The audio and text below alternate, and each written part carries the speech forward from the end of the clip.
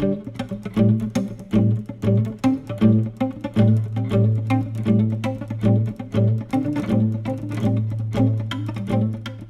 é o texto de Neemias, capítulo 8, versículo 8.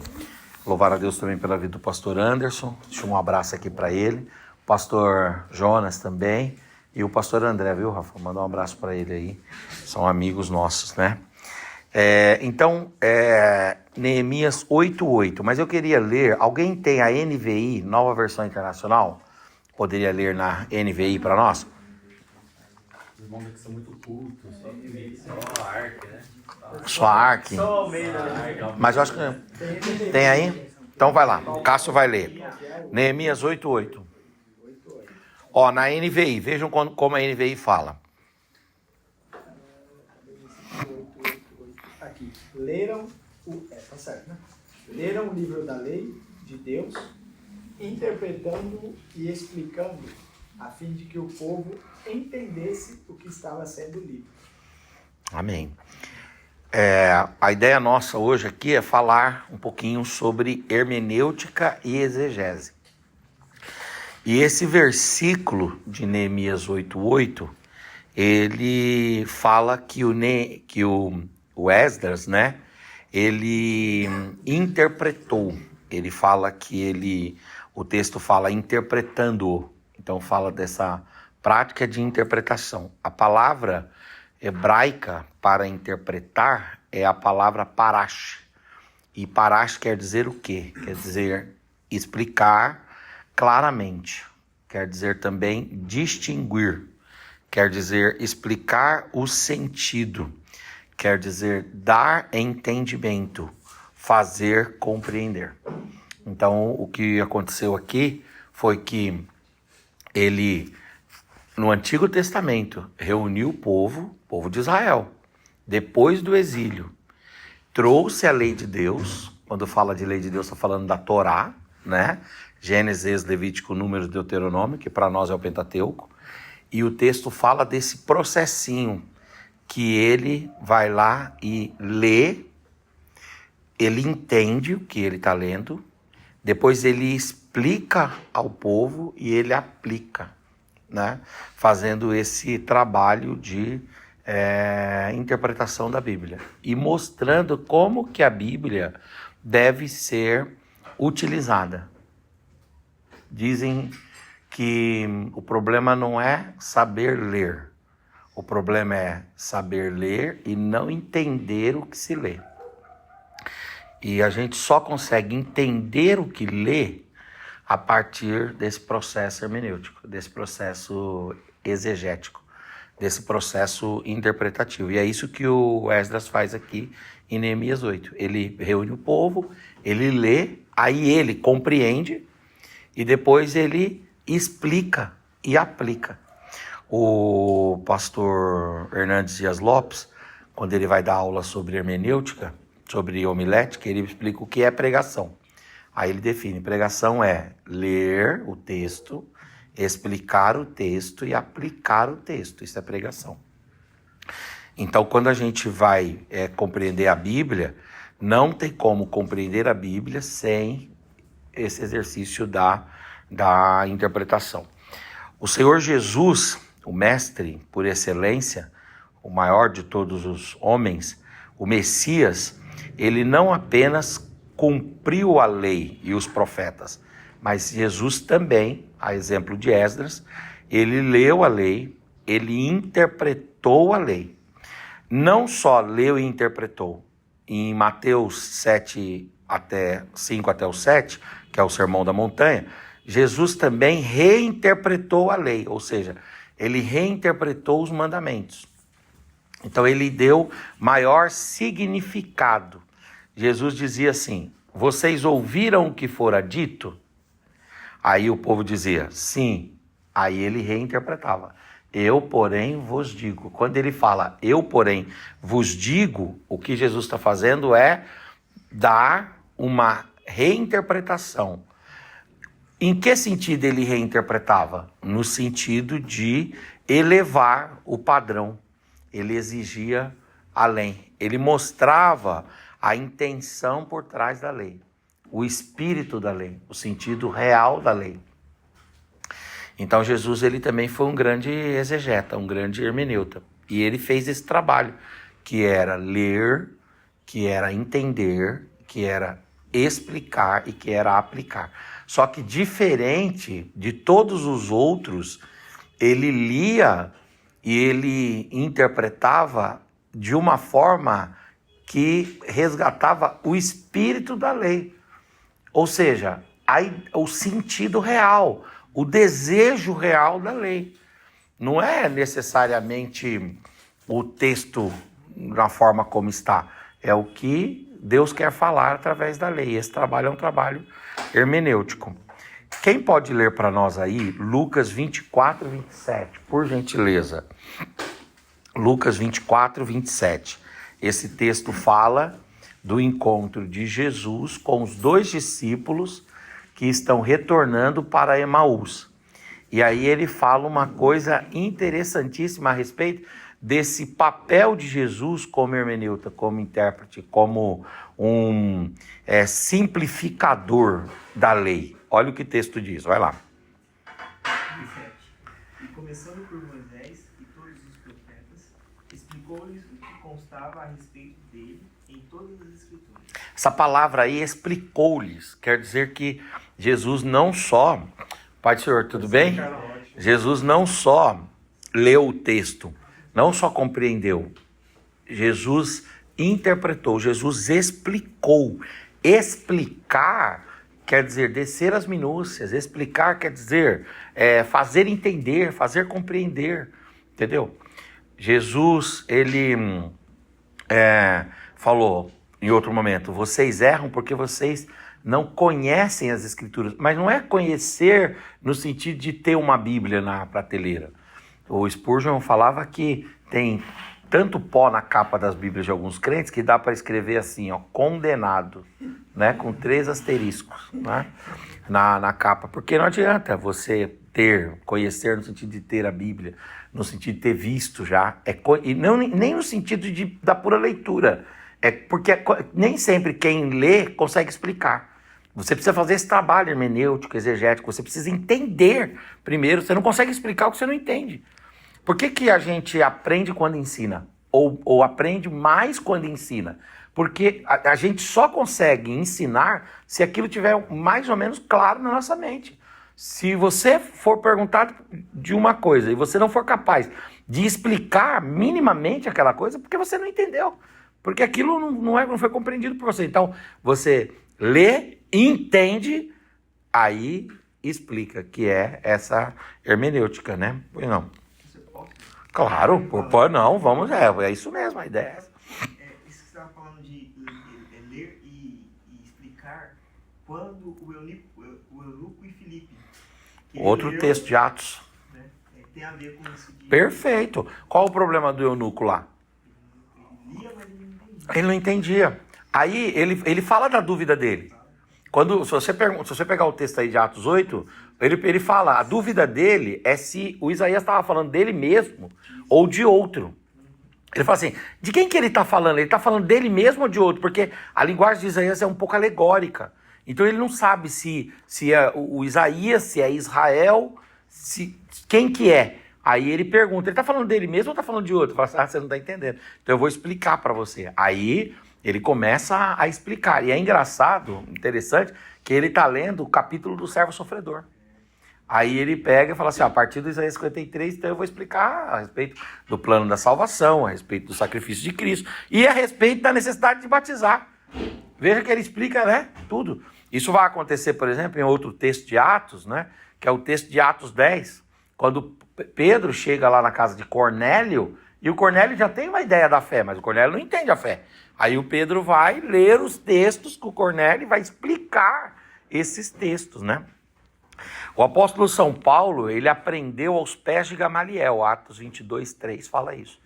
Mas eu queria ler uma palavrinha que aparece aí. Quem pode ler? Atos 22, 3. Porque a gente fala muito a respeito dessa questão de aprender. Mas tem uma Bíblia que traz a palavra que ele foi instruído.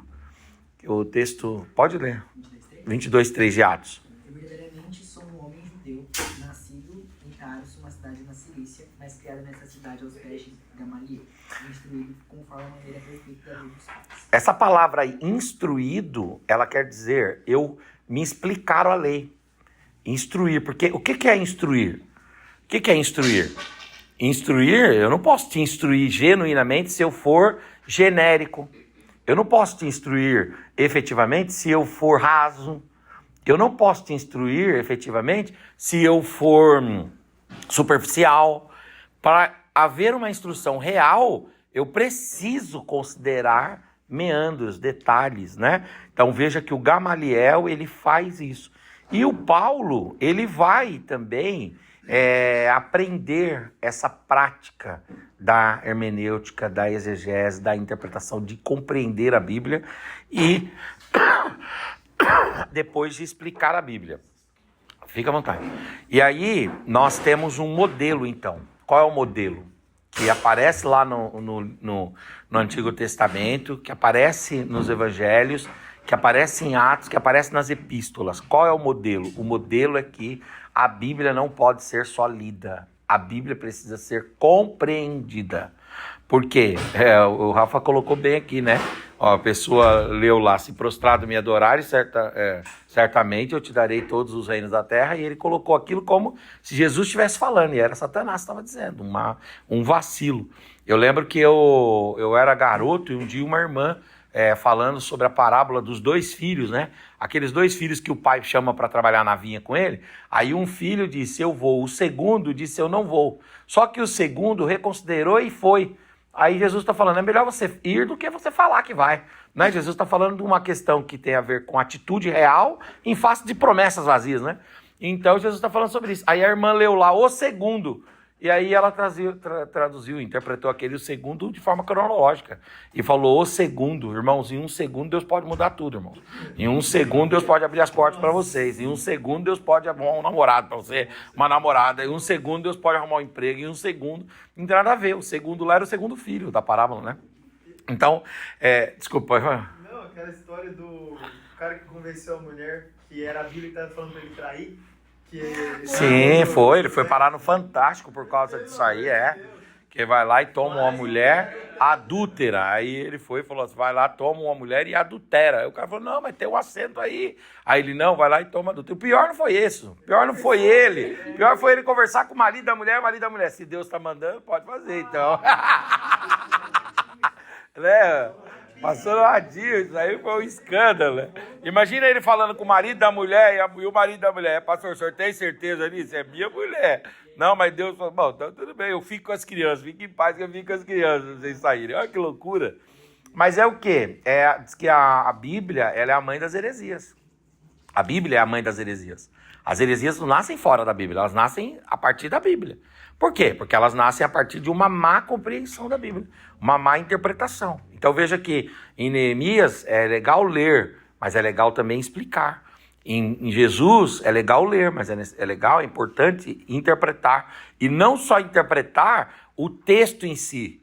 Jesus busca sempre o que está por trás do texto, o espírito do texto.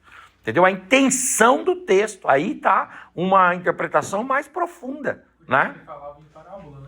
Por isso que ele falava em parábola. E depois ele pegava da parábola, ele pegava um fio, que é uma verdade central, uma moral. Ele pegava uma moral daquela parábola, né?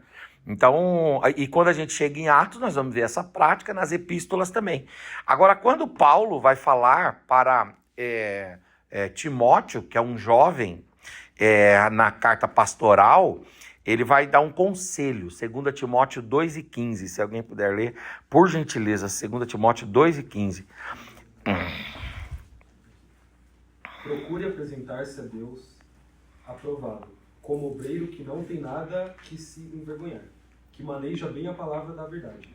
Evite igualmente os falatórios inúteis e profanos, pois os que se entregam a isso avançarão cada vez mais na impiedade. É 2,15 só que ele fala aí, que maneja bem a palavra da verdade. O que é manejar a Bíblia? Manejar, o que é? Em que sentido, né, ele está dizendo aí? Esse aqui, pastor. O manejar, Manejar pode ser, pega a Bíblia aí que está lá no console, não sei o que, traz. Não é isso. Manejar é você ler e compreender a Bíblia, entendeu? Ler e compreender o texto sagrado. Nós temos esse simbolismo de ter o livro sagrado na mão. Mas às vezes a gente tem o livro e não tem o conteúdo do livro. Não interessa o livro. Um dia um pastor chegou e falou para mim assim, pastor Henrique, eu estou sendo tirado lá da frente dos adolescentes. Aí eu falei, por que você está sendo tirado? Aí ele falou assim, porque eu estou exigindo que todos os adolescentes tragam Bíblia para o culto. Aí eu falei assim, tá, e aí? Aí não pegou bem isso aí, e os adolescentes foram reclamar com o pastor pegou e me tirou. Aí ele falou, o pastor é um mundano. Eu falei, por que ele é um mundano? Ele é um mundano porque, para mim, os adolescentes têm que andar com a Bíblia. Aí eu disse, mas não foi isso, que não é isso que a Bíblia fala quando fala guarda a palavra. Ela guardar a palavra não é guardar o livro, não é guardar o objeto, isso aqui é livro, isso aqui é objeto. É guardar o conteúdo, é mexer nas páginas, é guardar as letras, entendeu? É guardar o sentido, é guardar a mensagem, é guardar o que o Evangelho revela, é isso aí. Tem muita gente que é analfabeto da Bíblia e tem 100 Bíblias em casa. Tem gente que fabrica a Bíblia e que não conhece os versículos da Bíblia.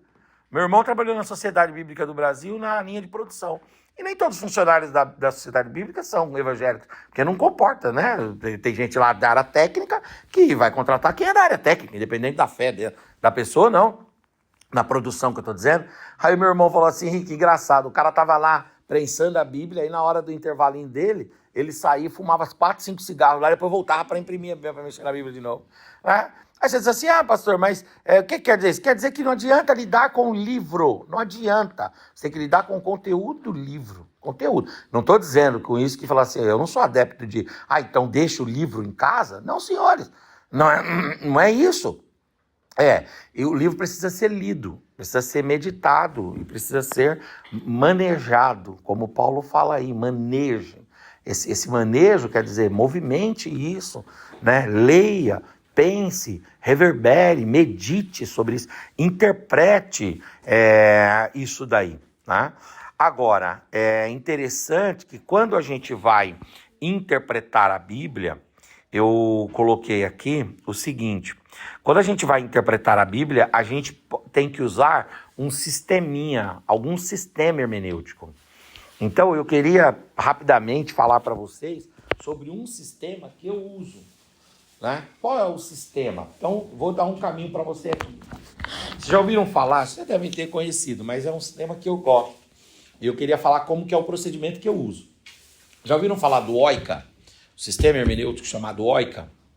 Ele é um acróstico, tá? O OICA é um acróstico. O que é um acróstico?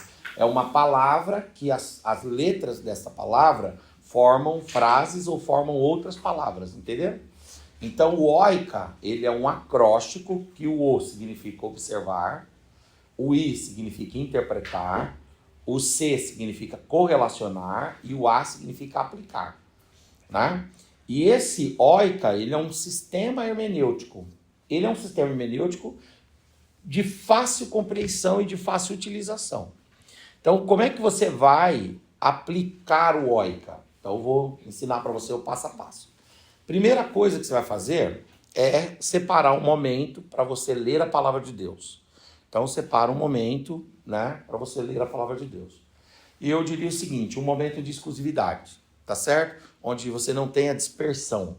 E não interessa se você vai ler a Bíblia escrita, impressa ou a Bíblia digital, ou no celular, no tablet, não importa. Separa um momento para você ler o texto sagrado. Sem dispersão. Oi. Dia. O audiobook também funciona? O audiobook funciona. A questão é que a gente absorve menos quando a gente ouve. Entendeu? Tem o aluno, tem 4 tipos de alunos. O aluno que é o visual, que é aquele que vê e aprende. Eu sou muito assim, eu guardo o que eu vejo. Tem o aluno auditivo, que é aquele que ouve e aprende, né? Ele ouve e absorve. Tem um aluno mecânico, que é aquele que tem que escrever, que ele precisa passar por esse processo de mecanicismo e tal. E tem um aluno, pelo amor de Deus. O aluno, pelo amor de Deus, é aquele aluno que ele passa por todas essas fases quando termina. Pelo amor de Deus. Ele não entendeu nada, esse cara. O aluno... Né? Dependendo do assunto, né, Cassiano? Pelo amor de Deus, eu não entendi nada, né? Não, às vezes. Você está muito além do nosso entendimento. Né? Não estou compreendendo nada. Mas então, agora tem uma questão neurológica também. Quando você estuda o processo de aprendizagem, cada um tem o seu processo, né? Mas tem uma questão neurológica. Quando você lê a informação, ela tem acesso ao cérebro, né? Através de um processo de movimentação neurológica maior do que só a audição, entendeu? Quando você ouve, o processo de captação é menor e tendo menos áreas afetadas do cérebro, menor a absorção. Por isso que as pessoas, quando leem, guardam mais do que quando elas ouvem, entende? Então o audiobook, a Bíblia em áudio, né? Quem começou isso aí foi o Cid Moreira, né? A voz do Cid Moreira, que gravou, até a convite da própria Sociedade Bíblica do Brasil, gravou a Bíblia todinha em áudio, algo maravilhoso, né? No carro, é bom você ter aquilo ali, né? O Luiz Saião, tem um negócio chamado Rota 66, que são CDs, que é um box assim com vários CDs. Aí você pega aqueles CDs e põe lá, e você vai ouvindo a Bíblia, e ele vai explicando também. Ele tem só o texto e o texto comentado, que ele vai lendo e comentando, e vai fazendo isso até o Apocalipse. Muito bem, agora, vamos pensar na escrita, o texto que você vai ler, tá certo? Então você separa um lugar, tá? Um tempo e um lugar, pronto. Aí, primeira coisa é isso, separa um tempo e separa um lugar. Segunda coisa, escolhe o texto. Qual o texto que você vai procurar entender? Qual o texto? É uma parte de um versículo, parte A, B ou C? Não existe isso, tá? Você que faz essa divisão, não existe a linha A, a linha B, a linha C. Negócio que o pregador fala, parte A do versículo, a parte B, a parte C. Você que faz de forma... Graças a Deus, porque eu nunca entendi. Isso, não existe isso aí. Isso é discricionário. Você que... Não é... Você fala, quando começa a parte A? É a partir da... Quando que termina a parte A? A partir da... termina na vírgula, né? Imagina o autor, né, do rolo lá. Nem tinha. No rolo nem tinha capítulo, não tinha versículo, não tinha. Então, assim, não é, a questão aqui cada um pode ser, isso é discricionário. Então, você vai escolher ou uma parte de um versículo, ou um capítulo, ou mais de um capítulo, ou um livro, se for um livro pequeno, tá certo? Assim, um trabalho hermenêutico, quanto maior for a perícope, essa palavra perícope quer dizer porção, a perícope. O perícope e tal, meu negócio, o cara domina, o cara é bom. Ele falou perícope, meu. Perícope é uma porção, a perícope. Quando falar isso na pregação, tem uns pregadores que chegam aqui. Ele quer gastar e tal. Aí você fica com vergonha de falar pra ele que não entendeu, né? Você fala, devia estar sabendo disso aí. Não, mas a perícope é o quê? É uma parte, entendeu? Um pedaço do texto, chama perícope, é de perímetro. A ideia do perímetro é uma parte, é isso. Então a perícope do texto é uma parte do versículo, um capítulo, vários capítulos ou um livro. Quanto maior a perícope, mais trabalho você vai ter, né? Então é melhor você escolher pouca coisa pra você interpretar, né? Então, escolhe lá um versículo, um texto, tá certo? Ok, então, você separou o lugar, um tempo de qualidade ali, e qualidade entendas por exclusividade, sem dispersão, e você escolheu o texto, tá? Quarto, você tem que ler esse texto em pelo menos 4 traduções e versões. 4 traduções e versões. Hoje, nós temos a YouVersion no celular. Todos vocês baixaram aquela YouVersion. É uma Bíblia, tá? Depois o Rafa pode disponibilizar para vocês, o Cássio também. E na YouVersion ela tem um negócio muito interessante que se chama comparação, tá certo? Então você tem o versículo e embaixo do versículo você passa ali, tem comparar. Quando você compara, ela coloca umas 7, 8 traduções e versões para você ver, entendeu? Então você vai ali escolher 4 traduções e versões, pelo menos. A ARC, Almeida Revista Corrigida, a ARA, Almeida Revista Atualizada, a NVI e a NTLH, tá? Por que a ARC?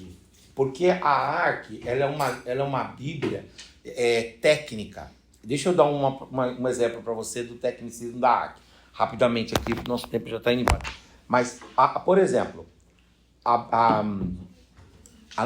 que um homem comum, um ser humano comum, provavelmente todos nós aqui, pessoas comuns, né? Sem grande erudição, capacidade de erudição, nós falamos 1.500 palavras. Se você pegar todas as palavras que compõem o seu glossário, entendeu? A sua gramática pessoal, e você for escrevendo palavra por palavra, não repetir palavra, todas as palavras que você conhecer, obrigado, viu, querido?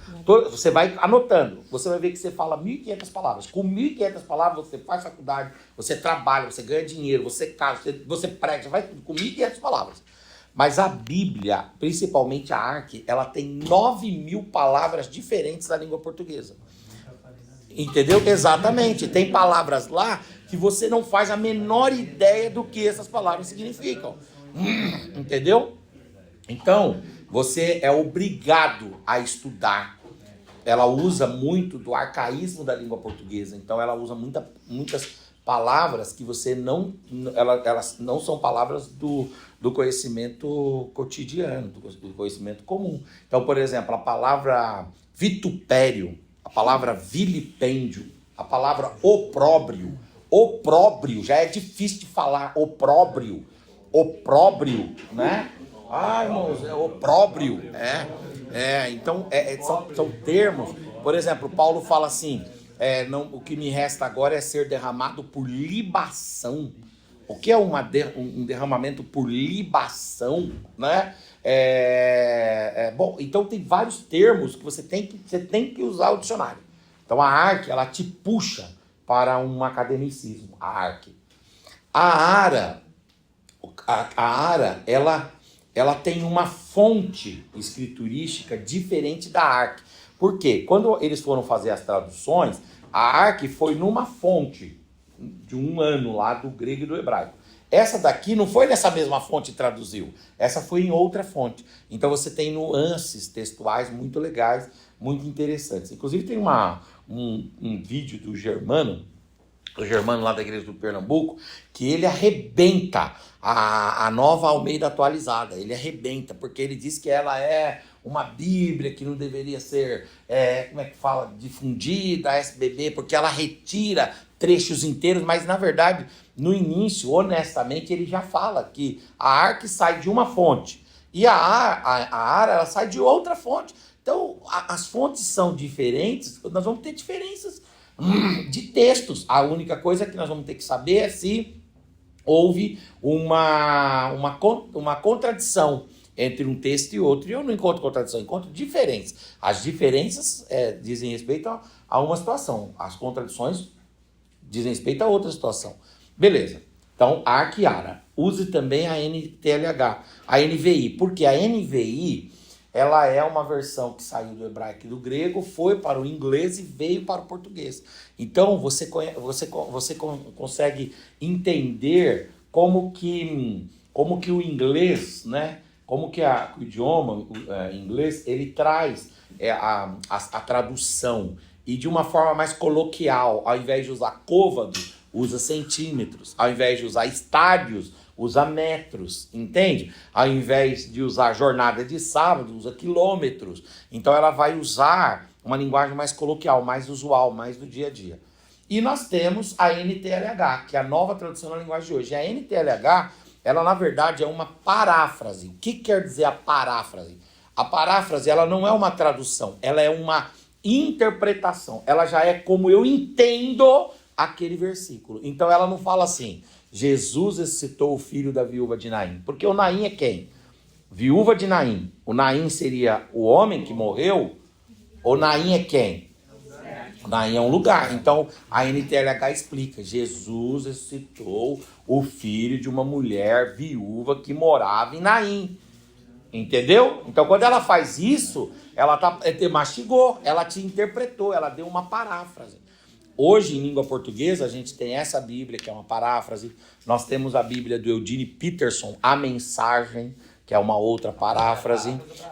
A paráfrase da paráfrase. Você tem a Bíblia Mensagem? Então, ela é uma paráfrase. Ela, por exemplo, ela vai falar de alface, falar de tomate. Fala nome atual. Por que ela fala? Porque a ideia é colocar a Bíblia numa linguagem mais evangelística possível. São versões e traduções da Bíblia que servem para evangelizar. Entendeu ou não? A Eva comeu uma maçã, né? Mais ou menos. Por exemplo, tem outras Bíblias aí. Tem uma Bíblia da SBB agora maravilhosa. A minha esposa tem lido bastante essa Bíblia. A gente comprou essa Bíblia e ela tem lido bastante. É a Bíblia... Esqueci agora o nomezinho que eles deram para ela lá. Mas o que eles fizeram? Eles colocaram a Bíblia de forma romanceada também, corrente, assim. Então, praticamente não tem versículos e capítulos. Ela tem só em cima a indicação da onde você está lendo mais ou menos. E a ideia dela é como se fosse a cronológica, só que eles deram um outro nome. E ela é sequenciada, assim, muito interessante, por sinal. Então, você vai ler o texto, tá certo? Não. Escolheu o texto, você vai ler o texto. Terceiro, outro ponto aí importante.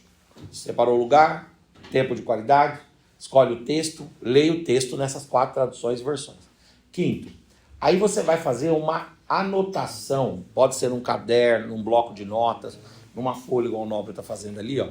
Você vai anotar as coisas que você julgar interessante. Você vai fazer as observações do OICA, é a primeira letra do OICA. Você vai observar. E o que se observa geralmente? Lugares, nomes de pessoas, distâncias, elementos culturais, tá certo? E você vai anotar também termos que você precise pesquisar. Você não compreende aqueles termos. Aqueles termos não fazem parte do seu dia a dia, não fazem parte da sua linguagem, não fazem parte da sua compreensão normal. Você não lê e entende. Você não tem a semântica daquilo ali. Você não tem a conceituação, você não tem o entendimento fácil daquilo. Tá certo? E você vai anotar.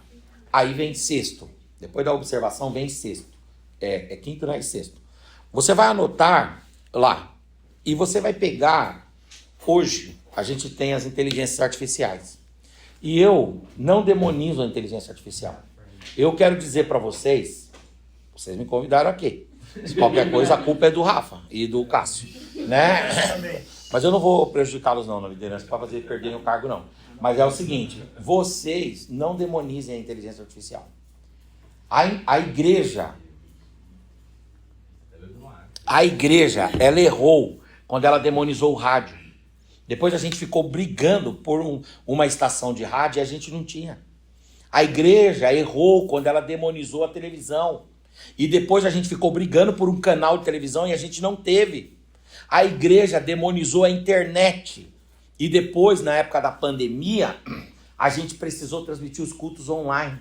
E não tinha como, e a gente precisou aderir à internet. Eu lembro de pastores que falavam mal do Facebook, tendo que levar jovens como vocês para as igrejas, congregações, colocar mesas dessas daqui com notebooks, para que os jovens abrissem Facebook para as irmãs mais velhas. Por quê? Porque tinha que transmitir o culto, o YouTube só transmitia com mais de 1.000 inscritos, os canais das igrejas, muitas igrejas nem tinham canais, ou tinham poucas pessoas, porque não é fácil chegar a 1.000 inscritos no YouTube, e de repente não conseguiam fazer o ao vivo lá no YouTube. Qual o lugar que sobrava para você fazer o ao vivo? Facebook, no caso, nem assim, o Instagram estava um passo ainda antes, né? Ou depois, veio depois o Instagram com esse volume. Porque o Instagram, ele é um fenômeno dos jovens, até 35 anos. De 35 para cima, usam o Facebook ainda, entendeu? Usa muito Facebook, muito mais o Facebook do que o Instagram. Beleza. A igreja demonizou a internet. Aí teve que agora. E agora eu vejo irmãos demonizando a inteligência artificial. Isso é do capeta, isso é do diabo. Não é do diabo. Irmãos, a Bíblia fala que aquilo que não é feito por fé é pecado. Então, se você vai lidar com as coisas sem a fé, sem a influência da fé, talvez você peque. Mas se você lida com a mesma coisa, com a influência da fé, você não peca. Então você pode usar o ChatGPT, qual outro que tem? O Gemini lá, o DeepSeek, sei lá. Você pode, Manus, você pode usar a inteligência artificial para fazer essas pesquisas. Entendeu? Para fazer essa. Você não pode usá-la para falar assim, o que significa esse versículo? Porque se você fizer assim, o que significa esse versículo, então você não terá a posição... Não, você não ocupará a posição de produtor de teologia. Você ocupará a posição de consumidor de teologia. E quando a gente consome o que nos dão. Agora, quando a gente produz, a gente escolhe o que vai produzir. Entende o que eu estou dizendo? Nós desenvolvemos critérios. Então, e nós temos que lembrar que por trás dos desenvolvedores das inteligências artificiais existem ideologias. E essas ideologias, elas vão se alimentar da fonte A e não da fonte B, da fonte C e não da fonte D. Então você precisa usá-la com critério, mas não deixar de usá-la. Ela é fundamental. Oi, querida. Até porque, pastor, se a gente faz isso, a gente até inibe o Espírito Santo de nos dar uma nova revelação da palavra. Às vezes ele quer nos mostrar alguma coisa na palavra e a gente já pegou tudo mastigado lá no chat GPT. Exatamente, você não tem nada original, né? E tem alguma coisa enviesada. Por que é enviesado? Porque, por exemplo, é enviesado porque as coisas são enviesadas. É enviesado, não é porque é o demônio, o próprio diabo fala, não tem nada a ver com isso, meu. Eu não fiz isso, eu nem sou capaz de produzir inteligência artificial. Chama um demônio aí, vocês fizeram isso. Imagina, né? A gente não consegue ter alguém, né? Alguém do TI aqui dentro do inferno. Quem que é do TI do inferno aqui que pode produzir um negócio desse aí? Não tem, o diabo, nós não fazemos, é coisa humana. Então, tudo é enviesado, entendeu? Por que eu indico para você a Bíblia pentecostal? Ou, por exemplo, você quer comprar uma Bíblia de estudo? Eu indico essa Bíblia aí, ó. Igual eu comprei pro Dudu de presente, sabe, velho? A Bíblia Antônio Gilberto. Mas ela é enviesada. Ela é muito boa porque nós somos pentecostais. Ela é muito boa porque nós somos assembleanos. Ela é muito boa porque a gente defende o batismo no Espírito Santo. Ela é muito boa porque a gente é arminiano. Mas você der isso na mão de um presbiteriano, ela trabalha na presbiteriana lá, ela é funcionária da presbiteriana. Ela está entre nós, mas pode ser um Judas entre nós, né? Ela trabalha na presbiteriana de Pinheiros, ela é funcionária lá, ela trabalha na mídia lá. Então, se ela chegar lá e der pro pastor dela lá, que é o chefe dela lá, o Aríval, uma Bíblia daquela, ele vai receber porque tá dando, né? Ele vai olhar assim, a mente dele é assim, essa menina não sabe de nada, amém, filha, Deus abençoe, filha, obrigado. Tipo, vou receber logo para ela ir embora logo, entendeu? Mais ou menos assim. Mas ele não vai usar, ele não vai pregar. Por quê? Porque aquilo é enviesado para nós, entendeu? Não é porque é nosso que não é enviesado, é nosso e é enviesado. Tem um viés pentecostal e não tá errado. Agora você pega uma Bíblia Genebra. Se você pega a Bíblia Genebra e você lê os comentários de rodapé, ele é enviesado. Para quê? Para a linha presbiteriana. Ele, por exemplo, em Atos 2, ele não fala que eram línguas estranhas com essa glossolalia que a gente fala hoje. Eles colocam lá como um idioma e que significa que é como se Deus desse para você a capacidade de falar outros idiomas. Só isso. Entendeu? E que não é para hoje. Eles são cessacionistas. Então tudo é enviesado. Usa mais a A nossa Bíblia de padrão mesmo é a ARC. A ARC. A nossa Bíblia padrão é a ARC, uma linguagem mais ortodoxa, etc. e tal. Algumas igrejas utilizam, por exemplo, como é que fala ali na projeção, usam na projeção a ARA, mas você vai ver isso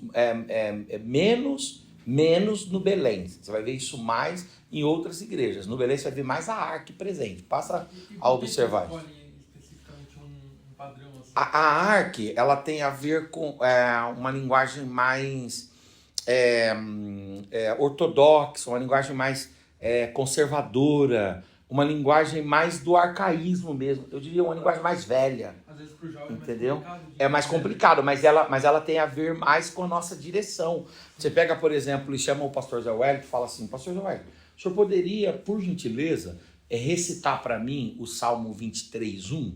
Ele vai citar na ARC, ele não vai citar na ARA, ele não vai citar na NTLH, ele não vai citar na NVI, ele não vai citar na King James, ele vai citar na ARC, entendeu ou não? Então é a forma como os nossos pastores, né? Talvez se você pegar o pastor Anderson, que é um pastor novo, atualizado, contemporâneo, tudo, mas chamar o pastor Anderson, porque ele também é um pastor setorial, né? Já tem muito mais reuniões com pessoas muito mais velhas, né? Então, se você pegar ele e falar assim, pastor Anderson, o senhor poderia citar um versículo para nós aí? Que versículo o senhor quer citar? Ele vai falar, quero citar João 3,16. Então recita para nós aí, do jeito que o senhor sabe. Porque Deus amou o mundo de tal maneira que deu seu Filho gente para que todo aquele que nele crê não pereça, mas tenha a vida eterna. Esse texto, você vai procurar na NTLH, não está assim. Você vai procurar na NVI, não está assim. Vai estar assim aonde? Na ARC. Então isso tem a ver com a nossa cultura, entendeu? A Assembleia é mais conservadora e tal. Agora você pegar a Madureira, você já vai ver a ARA mais presente ali. Inclusive, eles têm lá uma Bíblia do culto. Chama Bíblia do culto. Se você for pregar no Madureira um dia, você vai ver. Chama Bíblia do culto. E essa Bíblia do culto é a ARA. Entendeu? Eles utilizam a ARA ali, né? E umas igrejas mais church, você vai ter o quê nas churches? A NVI, a NTLH, tal. E aí você vai ter uma versão mais contemporânea. Uma linguagem mais contemporânea. Então, você vai lá e usa a inteligência artificial para quê? Para que você vai usar a inteligência artificial? Para você estudar. Preste atenção, aqui serve a inteligência. Cada uma daquelas observações. Entendeu? E você sempre dizendo para que ela te indique a fonte. Então você diga assim, ó, tudo que você me disser, quando você estiver criando a sua persona, você diga tudo que você me disser, eu quero a fonte. E aí você clica na fonte e vai lá na fonte, que ela vai abrir lá no Google uma fonte, você vai ver se aquela fonte é uma fonte confiável, entendeu? Então você vai buscar. Então você quer saber lá uma cidade, você vai pedir. Cidade, por exemplo, de Betfagé. Onde fica Betfagé, né? Igual o Faustão estava lá no Jô Soares, e o Faustão foi repórter de campo, né? De futebol, foi repórter de campo. E aí o Faustão estava lá, aí o Jô Soares perguntou, fala algumas histórias engraçadas. Aí o Faustão falou, eu lembro de várias, ele contou várias. Mas uma ele contou que vale aqui contar. Ele disse assim, tinha um jogador lá que foi jogar em Belém do Pará. E eu fui entrevistá-lo. Terminou o jogo, eu fui, e aí, o que você achou? Ele falou, estou muito feliz de jogar aqui nessa cidade, e apesar do resultado do jogo aí, estou muito feliz, porque Belém, né, a cidade que Jesus nasceu, uma coisa maravilhosa. Aí o Faustão pegou e falou, muito obrigado, tal, e saiu. Quer dizer, o cara falar que Belém do Pará é a cidade que Jesus nasceu, porque ele nunca parou para estudar. Agora, se você leu Belém na Bíblia, colocou a palavra Belém lá, nas suas observações, e você pegou e perguntou lá, essa palavra, onde fica essa cidade chamada Belém que aparece em Lucas 2:8? Me descreva essa cidade. Seja o ChatGPT, as inteligências, elas não vão te dar assim, é em Belém do Pará.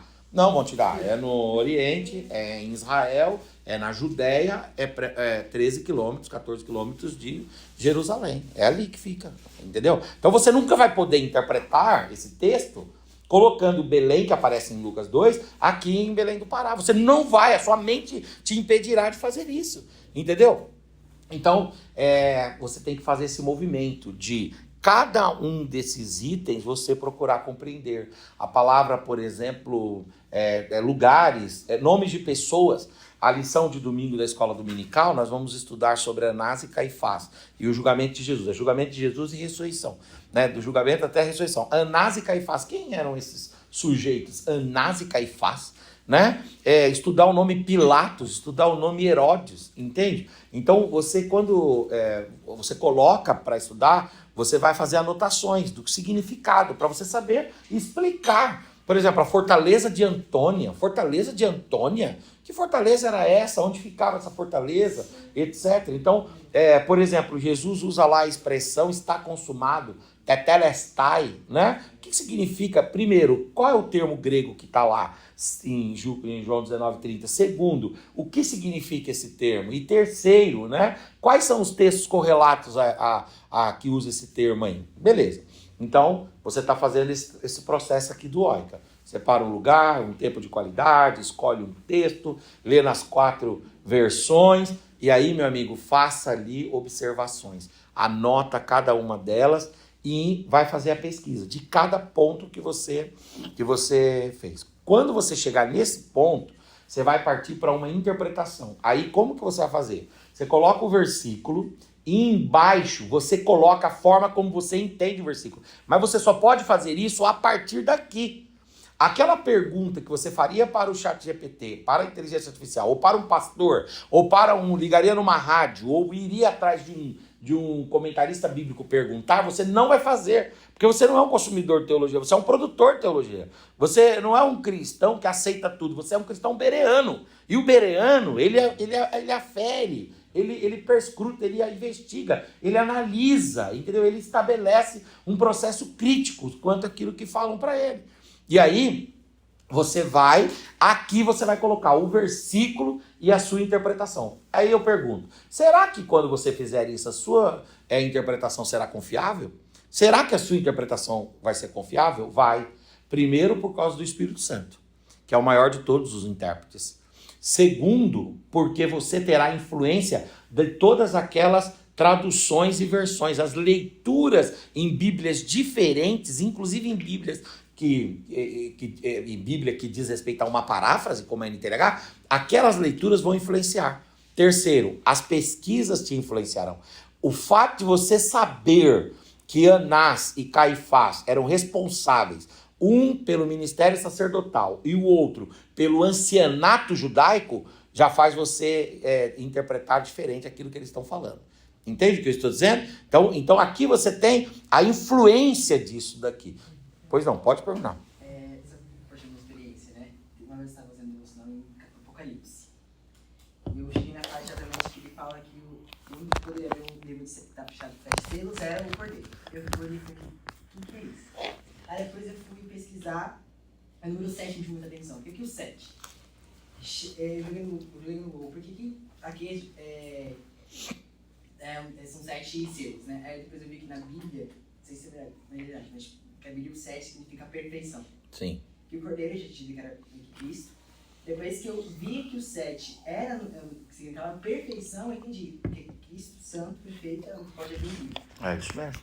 Aí, é questão de você estudar por trás, estudar tudo por trás. Então, por exemplo, tem um livro chamado Sombras, Tipos e Mistérios da Bíblia, Joel Leitão. O Joel Leitão escreveu esse livro, Sombras, Tipos e Mistérios. Aí ele traz um capítulo falando da numerologia da Bíblia. Que a Bíblia tem uma numerologia. Em que sentido que ela tem uma numerologia? Não é cabalística, não é esotérica, não é cabalística, não. Aqui ele fala sobre aqueles números que aparecem e com que eles estão relacionados. Então, por exemplo, o número 12 é um número importante na Bíblia. O número 40 é um número importante na Bíblia. O número, por exemplo, 3 é um número importante na Bíblia. O número 7 é um número importante na Bíblia. O número 6 é um número importante na Bíblia. É um número importante porque no 6º dia Deus terminou a criação. O 6 é o número do homem. Quer dizer, o reino do anticristo ele é marcado por uma sigla, que é 666. Então é um número importante. Esse número aparece várias vezes. Então esse livro ele te dá o significado a partir de determinadas fontes. Então, e quando você olha para o texto e tenta interpretar, você está influenciado por Deus, pelas leituras e pela sua pesquisa que você fez ali. Aí você fez aqui o texto seu original, o texto original e a sua interpretação. Aí você diz assim, mas essa interpretação ela é válida? Ela é uma interpretação válida? Vocês agora não fazem mais isso, né? Mas antigamente tinha um negócio na escola que era a prova dos 9. Quando a gente fazia uma operação aritmética, você tinha que fazer a prova dos 9. O que era a prova dos 9? Era a mesma conta, mas utilizando outro caminho. Entendeu? Você conferia se aquilo estava certo. Então, por exemplo, 8 vezes 6, 48. Certo? Não. 6 vezes 8, 48. E 48 dividido por 6, tem que dar 8. E 48 dividido por 8, tem que dar 6. E se eu pegar 8 mais 8, mais 8, mais 8, mais 8, mais 8, mais 8, mais 8, tem que dar 48. Então, de todas as formas que eu fizer, aquilo tem que dar 48. Entendeu? Então, eu preciso aferir se aquilo ali, aquela interpretação, ela é autêntica. E como é que eu faço isso? Daí sim eu vou olhar a Bíblia de estudo, a nota de rodapé. Eu sou extremamente contra a Bíblia de estudo. E entenda por quê? Porque ela nos deixou covardes. Ela nos deixou, as Bíblias de estudo nos deixaram analfabetos. Porque a gente tem tudo à mão e não pesquisa nada. A gente tem tudo à mão e aí a gente fica com aquilo que o autor diz. E tem irmãos que eles são tão relutantes que você fala para ele, mas não é isso daí. Aí ele fala, não, mas aqui tá dizendo assim, ó. Eu digo, sim, mas é enviesada essa Bíblia aí. Essa Bíblia aí é assim porque é enviesada. Mas ele não quer compreender. Ele fala, não, isso aqui... Ele não entende quem fez a Bíblia, entendeu? Não tem como uma Bíblia dessa daí, ó, foi feita pela CPAD. Não tem como uma Bíblia dessa daí que foi feita pelo nosso chefe, que já descansou no Senhor, pastor Antônio Gilberto, queridíssimo, né? Faleceu com mais de 90 anos, pregando a palavra de Deus e ensinando.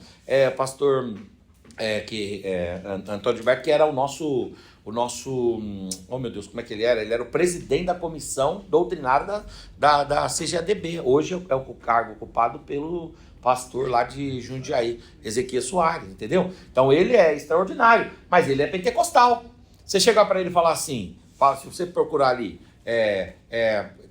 o texto lá de Atos 2, ele fala, e essa promessa diz respeito a nós também, porque é um viés, entendeu? Agora, se você for ler a Bíblia de Genebra, ela não vai ter isso, ela vai dizer, não, essa promessa não é para nós, é só para os irmãos de lá, entende? Então você só pode olhar para o comentário a partir da sua interpretação já feita, tá certo? Você fez a sua interpretação, aí você confere se essa interpretação guarda alguma lógica, aí você vai olhar para um comentário bíblico. Aonde estão os comentários bíblicos? No rodapé das Bíblias. Aonde estão os comentários bíblicos? Nos livros chamados comentários bíblicos, ou quando vem essa questão que a irmã falou a respeito do próprio chat GPT. Você fala assim, como que o pentecostal interpreta isso? Como que o reformado interpreta isso? Como que o protestante interpreta? E assim sucessivamente, entendeu? Aí você fala, bom, pastor, então eu cheguei na interpretação? Não, por quê? Que a gente tem que lembrar de uma frase do Agostinho de Hipona, do quarto século, que ele falava uma frase em latim, orare et labutare. O que quer dizer? Orare et labutare. Essa palavra, orar e trabalhar. Orare et labutare, orar e trabalhar. Então tem uma parte que é oração, pedir a Deus, Senhor, revela. Mas tem outra parte que tem a ver, meu amigo, com você trabalhar, meu amigo. Você tem que trabalhar, você não pode ser consumidor de teologia, não. O Spurgeon, a mulher dele, Susana Spurgeon, ela dizia que o Spurgeon desenvolveu uma úlcera. O Spurgeon morre cedo, ele morre com 54 anos, o Spurgeon. Ele morre cedíssimo, o Spurgeon. E ele desenvolveu uma úlcera no estômago. E por que ele desenvolveu aquela úlcera? Porque ele gastava muito tempo preso no quarto dele, sem comer, até compreender o texto sagrado e formar os sermões dele.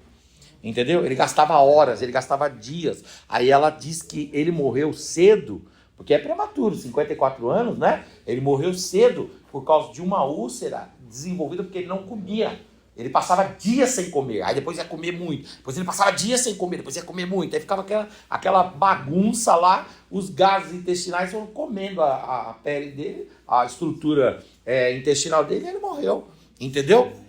Então, essa é uma situação bem complicada, que você precisa dedicar horas, precisa dedicar tempo, né, na análise do texto. Então, eu fiz a interpretação e fiz a comparação, beleza, mas o seu trabalho não acabou por aí. Agora você precisa fazer a correlação, que é o C. O O é de observação, o I é de interpretação, o C é de correlação. Por exemplo, eu dou o exemplo sempre de Ló. Quando a gente lê Gênesis 19, como é que a Bíblia fala de Ló em Gênesis 19? Fala que o Ló, ele saiu de Sodoma e Gomorra, a mulher dele virou sal, certo? Só que depois que ele sai, o que acontece? Ele toma umas canjibrinas, toma uns vinhos lá a mais, um negócio, um uísque, um negócio. Não, foi um vinho mesmo. Tomou vinho, e aí o que aconteceu com ele? Ele transou. Vai usar essa palavra forte aqui, que é para ficar fixa mesmo. Eu estou usando essa palavra consciente. Ele transou com as próprias filhas dele. Como é que é o nome disso aí? Vocês sabem, não? Incesto. É uma coisa horrível. Ele dormiu com as próprias filhas. E pior, não é isso. Pior que ele teve 2 filhos com as filhas. Um filho com cada filha. Que no direito é chamado de turbatio sanguinis. Houve uma turbação de sangue. Por que turbação? Uma confusão. Ele era pai e avô dos meninos. Olha que louco. E do outro ele era pai e avô, né? Pai e avô dos meninos. Os meninos eram irmãos e primos. E um tio do outro. Olha que turbação é essa. Você pode tentar organizar essa família. Sabe, esse cara que ocupa o cargo de tio, não sei o que, tal. Esse aqui também. É uma confusão. E pior não é isso aí. Pior que nasceram 2 nações. a nação de Amon e a nação de Moabe. E Amon e Moabe, ao longo dos anos, foram problemas para Israel. Entenderam? E Amon e Moabe são condenadas enquanto nações pelos profetas. E Deus destrói os amonitas e os moabitas. Entendeu? Deus aniquila os dois lá na frente, no período do exílio babilônico. Para a gente finalizar. Então, o que acontece? O Ló, ele é mau. Em Gênesis 2, ele está no inferno. Só que quando chega em Pedro, Pedro chama ele de justo. Pedro diz que o Ló era justo.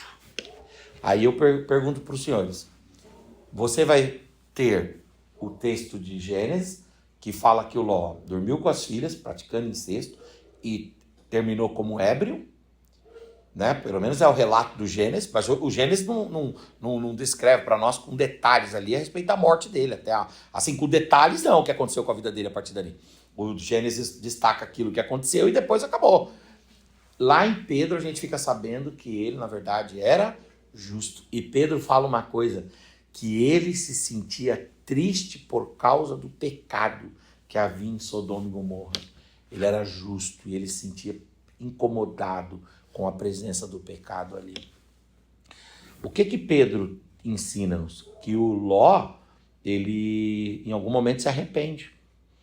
Que ele percebe a loucura que ele fez, e ainda que seja extremamente reprovável, socialmente falando, no aspecto espiritual, ele foi salvo, porque a misericórdia e a graça de Deus superabunda onde abundou o pecado. Para o nosso escândalo, porque a gente gostaria de ver o Ló no inferno. Afinal de contas, o cara dormiu com a própria filha, então dá vontade de ver ele no inferno. Mas Deus é gracioso, Deus é misericordioso. E houve, então, essa redenção, e ele é chamado em Pedro de justo. Então, se eu pegar e estudar o Gênesis 19, eu coloco o Ló no inferno. Mas se eu olhar para Pedro, eu coloco o Ló no céu. Então, eu tenho que fazer a correlação. Eu tenho que pegar um texto e fala em outros versículos, fala desse sujeito. Fala, e o que o outro versículo vai trazer desse sujeito? Porque eu posso colocar esse cara, por exemplo, igual o Mefibosete. Muita gente quer ser o Mefibosete. O Mefibosete, irmão, você vai ser honrado e tal. É linda a história de Mefibosete, é uma história de redenção, realmente. Só que o texto fala que quando o filho de Davi, o Absalão, ele expulsou Davi, porque não é que ele expulsou literalmente, Davi não ia matá-lo, né? Davi, se enfrentasse, ia matar o filho, Davi não queria fazer isso. O Davi saiu, fugiu, foi expulso. E o texto fala que o Absalão subiu na cama do próprio pai. O que quer dizer isso aí? Subiu na cama do próprio pai. Significa que ele foi lá, eu faço isso, pai, eu bagunço a sua cama. Não é isso aí, não. Essa palavrinha aí não é isso, não. A Bíblia é dura. Subir na cama do pai quer dizer que ele teve relações com as concubinas de Davi. Entendeu? Ele envergonhou Davi, ele humilhou Davi nesse sentido. Ele subiu na cama de Davi, ele dormiu com as concubinas de Davi. Entende o que eu estou dizendo? O cara mau.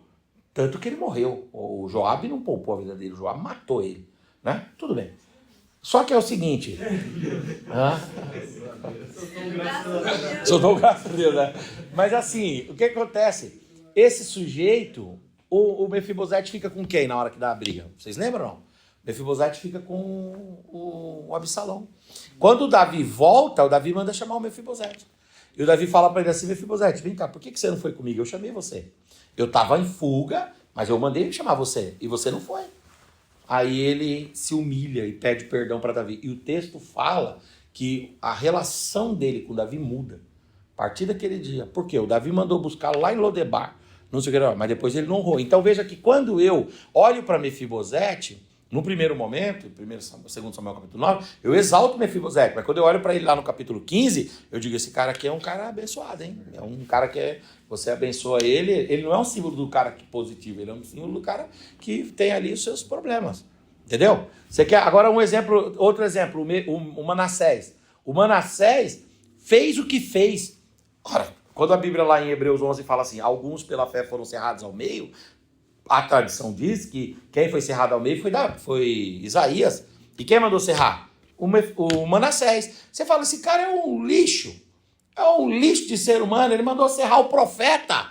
Perseguiu o profeta messiânico, matou o profeta.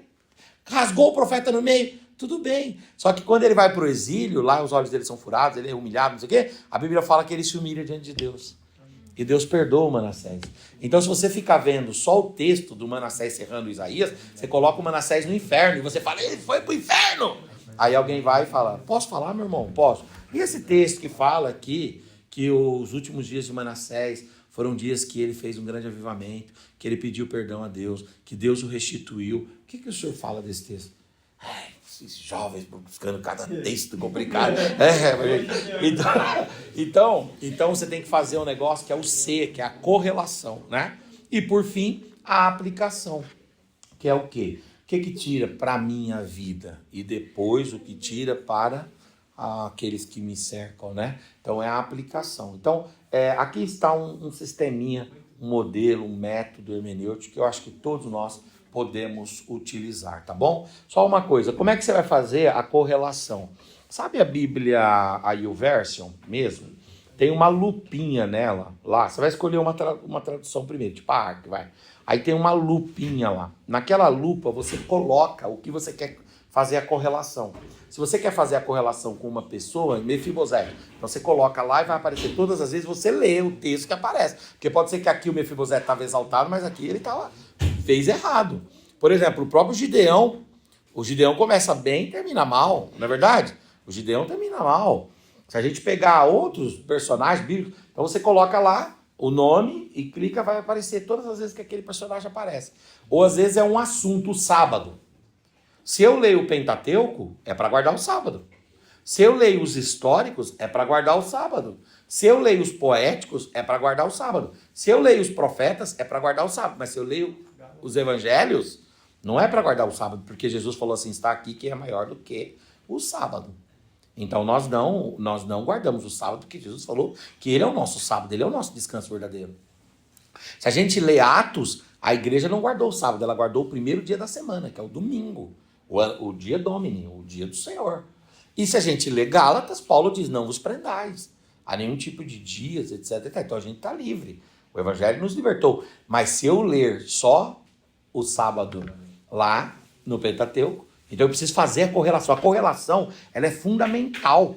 Ela é essencial. E por fim, a aplicação, que tem a ver com o quê? Com qual mensagem que isso traz para mim? Qual é a palavra que Deus me fala, que Deus me dá, que Deus me transmite? E aí, como nós somos semelhantes, né? Nós somos semelhantes. Então a palavra que serve para mim serve para os outros também. Diz que, por exemplo, um poeta, quando ele faz uma poesia, ele está falando de si. Mas por que ele toca os outros com a poesia que é dele? Se ele falou dos sentimentos dele, se ele falou das impressões dele, se ele falou das intenções dele, se ele falou dos sentimentos dele, por que me toca? Me toca porque a gente é semelhante. O que te toca, me toca. O que te consola, me consola. O que te alegra, me alegra. Entendeu? Nós temos esse vínculo, né? Que é maravilhoso, que nos torna irmãos. Que é sermos filhos de Deus e, enquanto cristãos, né? Servos de Jesus Cristo, tendo várias coisas em comum. Amém, irmãos?